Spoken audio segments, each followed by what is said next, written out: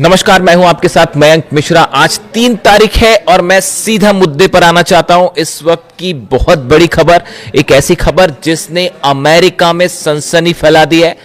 Pentagon, white house हैरान है, America के डिफेंस एक्सपर्ट्स घबराए हुए हैं और उसकी वजह यह है, खबरों के मुताबिक चीन के 16 मिलिट्री कार्गो एयरक्राफ्ट तेहरान में लैंड कर चुके हैं, तेहरान पहुंचे हैं। देखिए, बहुत बड़ी खबर है ये।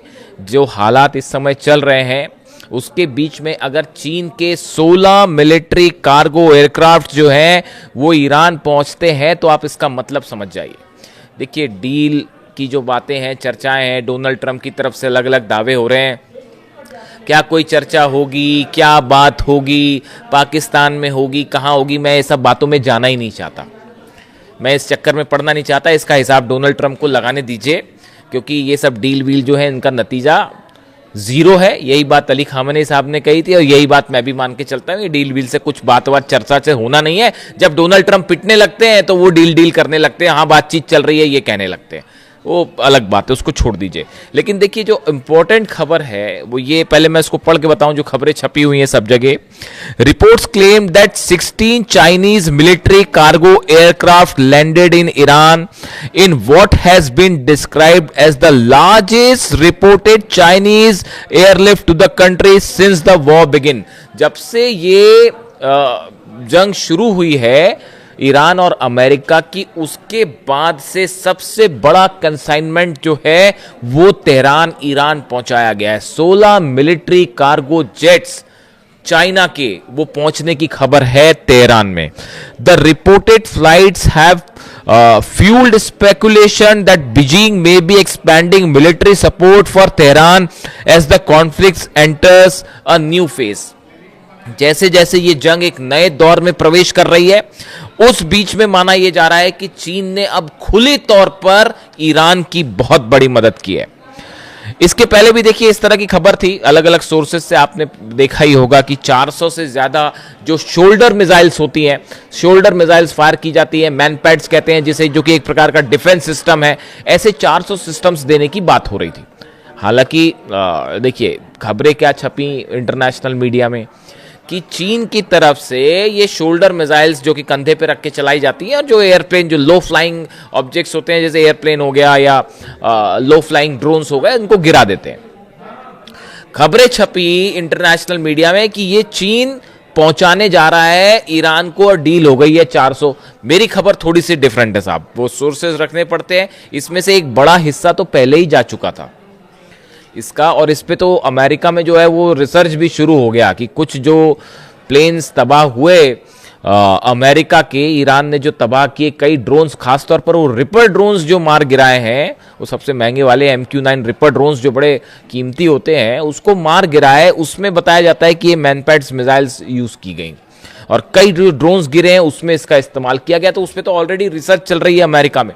तो ये खबर जहां से भी आई होगी, जिस सोर्स से भी आई होगी, थोड़ी सी लेट आई हमारे हिसाब से, तो वो काफी सारे पहले ही पहुंच गए। तो हो सकता है एडिशनल 400 और डिफेंस सिस्टम जा रहे हो। लेकिन ये जो 16 मिलिट्री कार्गो जेट्स पहुंचने की खबर है, इसके 2 एस्पेक्ट हैं। पहला एस्पेक्ट तो ये समझिए कि चीन ने बड़ी हथियारों की मदद शुरू कर दी है। इसमें मिसाइल्स भी हो सकती हैं, और अगर मिसाइल्स नहीं है तो मिसाइल बनाने का सामान है, वो मटेरियल है सॉलिड फ्यूल। देखिए, इसी को लेकर जो है बंदर अब्बास में हमले हुए थे। बंदर अब्बास में बताया जा रहा था कि कार्गो शिप्स जो हैं चाइना के, वो वहां पर पहुंचे हैं और उसमें जो मिसाइल्स ईरान की हैं, इसके लिए जो सॉलिड फ्यूल मटेरियल इस्तेमाल होता है वो पहुंचाया गया चीन से। और इसी को टारगेट करते हुए इजराइल ने बंदर अब्बास पर अटैक किए थे और वहां पर आग भी लगी थी। क्या ये 16 जेट से, बड़ा जो सवाल है कि ये जो 16 जेट लैंड किए हैं, इससे क्या चाइना ने एक बड़ा संदेश देने की कोशिश की है डोनाल्ड ट्रंप को और अमेरिका को?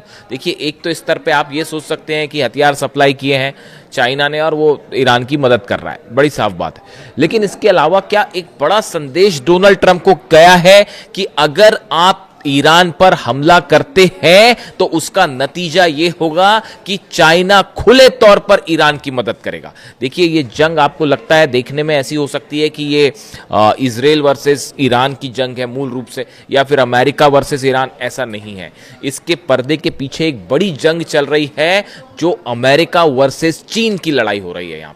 यहां पे वर्चस्व की लड़ाई हो रही है मिडिल ईस्ट में। डोनाल्ड ट्रंप, ईरान, अगर ईरान पे देखिए हमला करने का जो मकसद है ट्रंप का, वो ये है कि अगर ईरान पर कब्जा करते हैं आप, ऐसा होगा नहीं, लेकिन ख्वाब देख रहे हैं डोनाल्ड ट्रंप, तो ख्वाब देखने में क्या जाता है, तो मैं उनके ख्वाब का जिक्र कर रहा हूं जो शायद दिन में भी देखते हैं वो। तो ईरान पर अपना प्रभाव जमा के मिडिल ईस्ट को पूरा कंट्रोल करना चाहता है अमेरिका, ऐसा कई एक्सपर्ट्स का कहना है।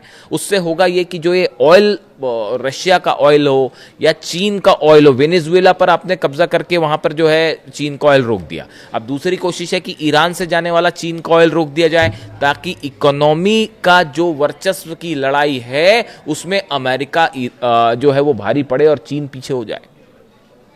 यही बात जो है वो पुतिन कह रहे हैं। पुतिन ने बयान दिया कि ये जो कोशिश है अमेरिका की, ये पुतिन का बयान है, मेरे ख्याल से 2 महीने पहले का, आप देख लेना, मिल जाएगा आपको। उसमें ये कहा गया कि अमेरिका जो है वो अगर हेल्दी कंपटीशन करे चीन के साथ तो चीन को भी फायदा होगा, अमेरिका को भी फायदा होगा। लेकिन जंग के तहत सैंक्शंस लगा के, हमले करके चीन की इकोनॉमी को नुकसान पहुंचाने की कोशिश अगर डोनाल्ड ट्रंप करते हैं तो ये बैकफायर करेगी और इससे अमेरिका को ज्यादा नुकसान होगा। यानी आप देखिए कितनी क्लैरिटी के साथ पुतिन समझ पा रहे हैं इस बात को हो क्या रहा है, चीन भी समझ पा रहा है, और किसी सूरत में रशिया और चाइना ईरान में हथियारों की कमी नहीं होने देंगे। देखिए, आप ये सोच रहे हैं, अगर बड़े सारे सवाल जो डोनाल्ड ट्रंप और पार्टी जो है इनकी एडवाइजर्स की पार्टी, ये जो है ये सोच रही थी कि ईरान की मिसाइल खत्म कर देंगे।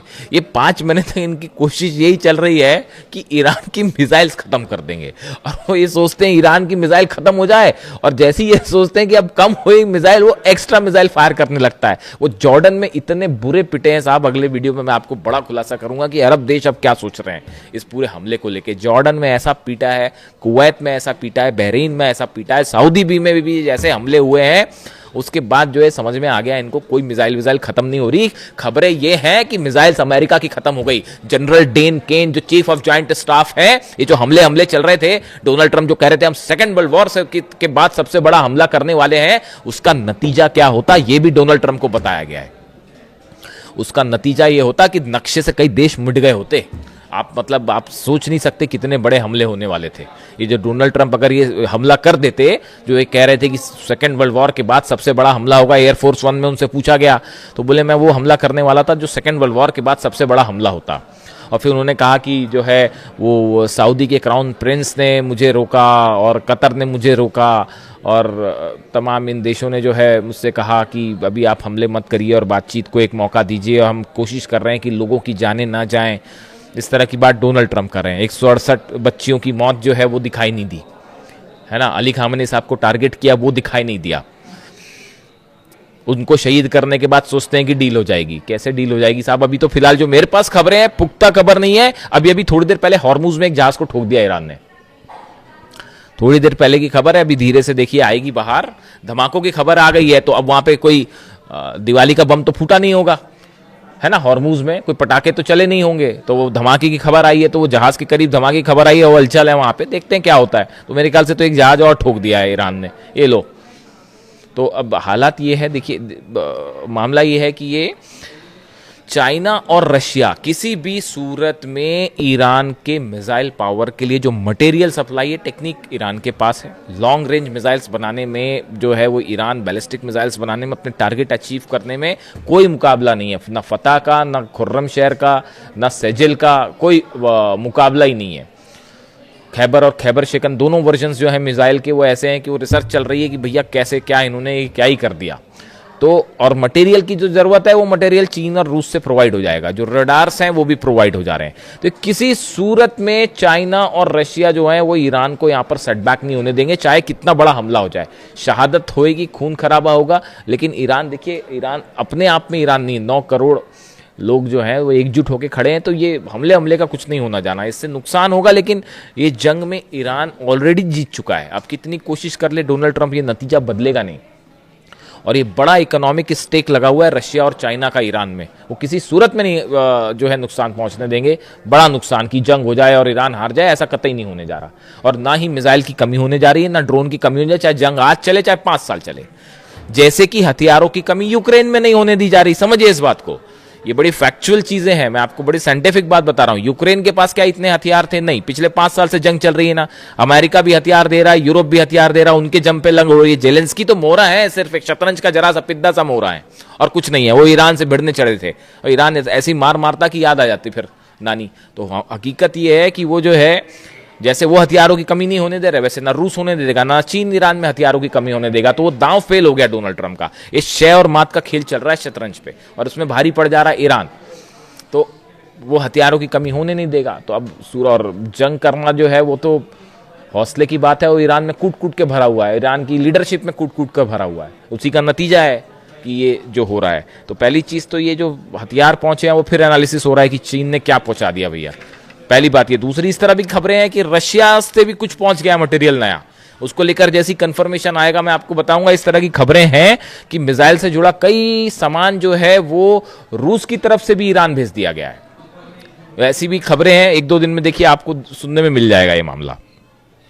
इसके अलावा हॉर्मुज में जहाज की खबर मैंने आपको बताई। इसके अलावा देखिए बड़ी खबर एक ये भी है कि इजराइल ने बताया जा रहा है कि नेतन्याहू और डोनाल्ड ट्रंप के बीच फिर से बात हुई है। और ये जो पहले स्ट्राइक का प्लान था, जो नेतन्याहू अमेरिका गए, सब कुछ मामला सेट करके आए थे, पीट हेग्सेथ को समझा के आए थे कैसे हमले करना है और कैसे तबाही मचाना है, सब कुछ मामला जो है वो सेट हो गया था।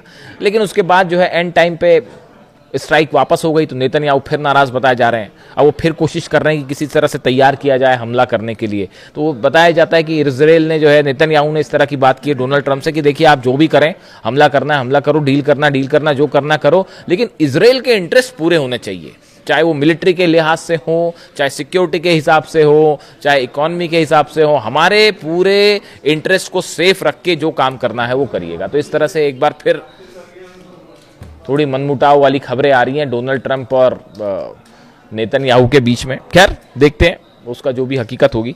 अभी फिलहाल इस खबर से सनसनी है और ब्रिटेन की इकोनॉमी को बड़ा नुकसान हो रहा है, वो बाबल मंदेब और हॉर्मुज बंद होने के चलते। वह उसमें चलिए इकोनॉमिक एस्पेक्ट है, मैं उस पर अलग से आऊँगा। लेकिन फिलहाल इस खबर ने पेंटागन और न्यूयॉर्क में, खासतौर पर न्यूयॉर्क में जो एक्सपर्ट्स की कई थिंक टैंक्स होते हैं जो न्यूयॉर्क से ऑपरेट होते हैं और कुछ वॉशिंगटन में, सब में सनसनी फैला रखी। जो भी अपडेट होगा आप तक पहुंचाऊंगा। वीडियो कैसा लगा कमेंट करके जरूर बताएं। Thank you so much.